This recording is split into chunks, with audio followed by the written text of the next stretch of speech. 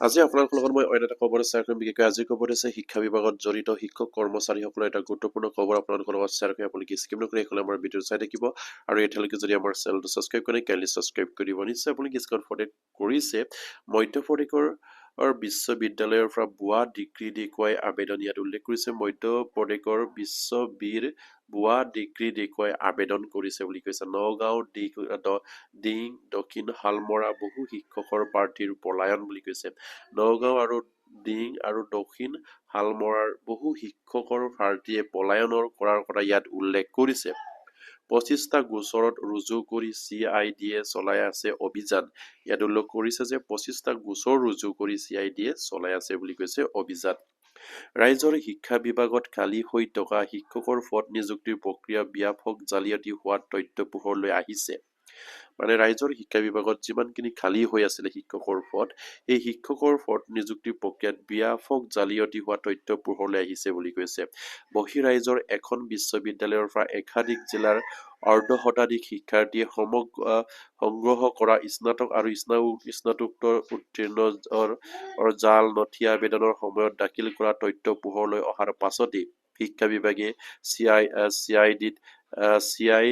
CID থানাত এজাহাৰ দাখিল কৰে বুলি ইয়াত উল্লেখ কৰিছে। ইয়াত উল্লেখ কৰিছে যে আপোনাৰ বহিঃৰাজ্যৰ এখন বিশ্ববিদ্যালয়ৰ পৰা একাধিক জিলাৰ অৰ্ধশতাধিক শিক্ষাৰ্থীয়ে সংগ্ৰহ কৰা স্নাতক আৰু স্নাতকোত্তৰ উত্তীৰ্ণ জালত তেখেতসকলে জালত নথি পত্ৰ আবেদনৰ সময়ত দাখিল কৰা পোহৰলৈ আহিছে বুলি কৈছে। আৰু সেইবাবে শিক্ষা বিভাগে CIDত সেইখিনি গোচৰ ৰুজু কৰে আৰু CIDৰ সেই সন্দৰ্ভত 15/2025 নম্বৰ এটা গোচৰ ৰুজু কৰি তদন্ত আৰম্ভ কৰা। নগাঁও দক্ষিণ শালমৰা আদি একাধিক জিলাৰ বহু প্ৰাৰ্থীয়ে ঠেখন গ্লবেল ইউনিভাৰ্চিটি নামৰ এখন নিৰ্দিষ্ট শিক্ষা অনুষ্ঠানৰ পৰা লাভ কৰা প্ৰমাণ পত্ৰ দাখিল কৰা তথ্য লাভ কৰে বুলি তেখেতসকলে ইয়াত উল্লেখ কৰিছে।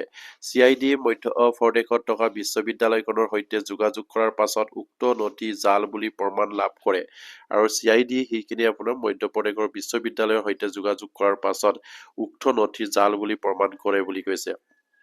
আৰু সেই সংক্ৰান্তত CIDয়ে ইতিমধ্যে মূল গোচৰটোৰ সৈতে সংগঠিত ৰাখি প্ৰায় 25টা আনুষংগিক গোচৰ ৰুজু কৰিছে। তাৰ পাছতে নগাঁও দিং দক্ষিণ শালমৰা আদি বিভিন্ন স্থানত CIDয়ে ভুৱা প্ৰাৰ্থীৰ বিৰুদ্ধে ব্যাপক অভিযান চলায় আৰু জাল নথি দাখিল কৰি শিক্ষকৰ চাকৰি লোৱাৰ চেষ্টা কৰা বুলি তথ্য লাভ কৰা অৰ্ধশতাধিক প্ৰাৰ্থীৰ মাজৰে 30 জনৰ বিৰুদ্ধে প্ৰথম পৰ্যায়ত CIDয়ে অভিযান চলায় আৰু যদিও সেই পৰ্যন্ত এজনো প্ৰাৰ্থীক গ্ৰেপ্তাৰ কৰিবলৈ সক্ষম হোৱা নাই বুলি তেখেতসকলে ইয়াত উল্লেখ কৰিছে।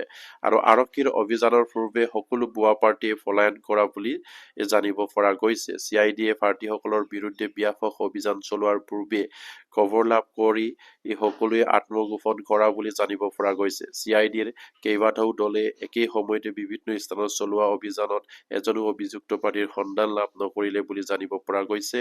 আৰু ফণিদানযোগ্য যে সেই জাল নথি দাখিল প্ৰক্ৰিয়াৰ বাবে শিক্ষা বিভাগে উক্ত শিক্ষক পদসমূহ নিযুক্তি প্ৰদান কৰাত বিলম্ব হৈছে বুলিও জানিবলৈ দিছে। খুব এটা গুৰুত্বপূৰ্ণ বিষয়, যিহেতু আপোনাৰ শিক্ষকৰ দৰে এটা মহান বৃত্তিত জড়িত আমাৰ যিসকল শিক্ষক কৰ্মচাৰী, যিসকল শিক্ষক হ'বৰ কাৰণে যিসকল প্ৰাৰ্থী আছিলে, তেখেতসকলে এনেধৰণৰ ভুৱা চাৰ্টিফিকেট উলিয়াই ভুৱা ডকুমেণ্ট উলিয়াই তেখেতসকলে এই ধৰণৰ এপ্লাই কৰিছিলে বা তেখেতসকলে জালিয়াতিৰে তেখেতসকলে এইটো নিযুক্তি পাম বুলি ভাবিছিলে, কিন্তু এয়া সম্ভৱ নহয় কেতিয়াও। কাৰণ আপুনি ভুৱা প্ৰমাণ পত্ৰ যদি দাখিল কৰে তেনেহলে নিশ্চয়কৈ এদিন নহলে এদিন ধৰা পৰিবই আৰু সেইখিনি কেতিয়াও কৰিব নালাগে আৰু সেইখিনি কৰাৰ পৰা নিজে সকলোৱে বিৰত থাকিব লাগে। কাৰণ সেইখিনি কৰি আপুনি শিক্ষক হিচাপে কৰ্মত নিয়োজিত হলেও কেতিয়াও সেইখিনি আপোনাৰ এটা গ্ৰহণযোগ্য এইটো আপুনি আপোনাৰ মেধাবৃত্তি তালিকাত আপুনি সেইখিনি অন্তৰ্ভুক্ত কৰিব নোৱাৰে। নিশ্চয়কৈ এদিন আপুনি ধৰা পৰিবই আৰু সেইবাবেই আপোনালোকে যদি ভুৱা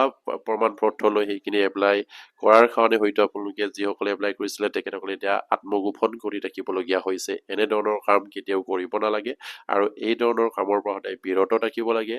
বৰ্তমান নিশ্চয়কৈ মাননীয় মুখ্যমন্ত্ৰীৰ নেতৃত্বত আৰু শিক্ষামন্ত্ৰীৰ নেতৃত্বত অসমত মেধাবৃত্তিত যিখিনি নিযুক্তি পত্ৰ দি আছে বা নিযুক্তি মেলা চলি আছে, সেইখিনিত আপোনালোকে মেধাবৃত্তিত সেইখিনি এই চাকৰি ল'বৰ কাৰণে আপোনালোকে চিন্তা কৰিব লাগে তাত কেতিয়া ভুৱা ডকুমেণ্ট বা চাৰ্টিফিকেট এপ্লাই কৰি আপোনালোকে চাকৰি ল'বৰ বাবে চিন্তা কৰিব নালাগে কাৰণ সেইখিনি যিখিনি আপোনালোকে কৰিছে সেয়া সম্পূৰ্ণভাৱে ভুল আৰু সেয়া নিশ্চয়কৈ আপোনালোকৰ ওপৰত CID গোচৰ ৰুজু কৰিছে শিক্ষা বিভাগে আৰু সেয়া খুবেই এটা গুৰুত্বপূৰ্ণ খবৰ আৰু ৰাইজৰ চুখে কোণে থকা যিসকল শিক্ষক হ'ব বিচৰা যিসকল প্ৰাৰ্থী আছে তেখেতসকলে যাতে নেকি এনেধৰণৰ কৰ্মৰ পৰা বিৰত থাকে সেই তেখেতসকলে যেনে এইখিনি খবৰ পাই আপোনালোকে শ্বেয়াৰ কৰি দিব আৰু এতিয়ালৈকে যদি আমাৰ চেনেলটো ছাবস্ক্ৰাইব কৰা নাই কাইণ্ডলি ছাবস্ক্ৰাইব কৰিব বুলি আশা ৰাখিলোঁ নমস্কাৰ জয় আই অসম